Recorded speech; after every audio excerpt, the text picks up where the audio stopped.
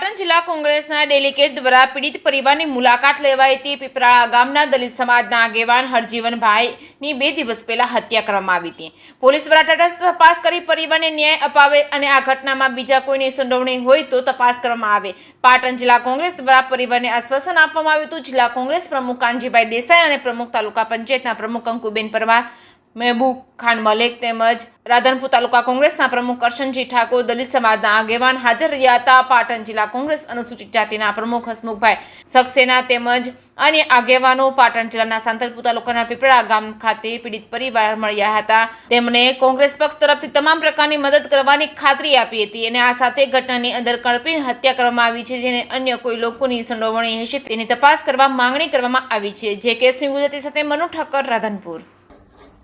જે હત્યા થઈ એ મારા દાદા હતા, પીપળાના હતા અને એ વહુવા ગામમાં રહેતા અને એમનું મોસાળ હતું વહુવા અને મજૂરી કરીને એમનું ગુજરાન ચલાવતા હતા અને આ લોકોએ આવા હાલતમાં એમને એવા જોઈ અને આ લોકો જાફોતરા લઈ જઈ અને એમની નિર્મમ હત્યા કરી, નિર્દોષ માણસની। હા, અને પ્રેમી પંખીડાએ એમને હત્યા કરી અને એમને આમનો જીવ લીધો અને એને આ છટકું ગોઠવીને જાણે અમે નીકળી જઈએ, હું બચી જાઉં એમ મહિલાને એના મનમાં હશે આવું કાવતરું કરી અને આને નિર્મમ હત્યા કરી, તો આને ન્યાય અપાવો। આજે પીપળાળા ગામે એક નિર્મળ આગેવાનની હત્યા થઈ એ અનુસારે અમારા પ્રદેશ પ્રમુખ સન્માન્ય શ્રી શક્તિસિંહ ગોહિલ સાહેબનો આદેશ અનુસાર અમે આજે પાટણ જિલ્લાની તમામ ટીમ પીપળાળા ગામે મૃતક પરિવારના સાંત્વના પાઠવવા આવ્યા છીએ।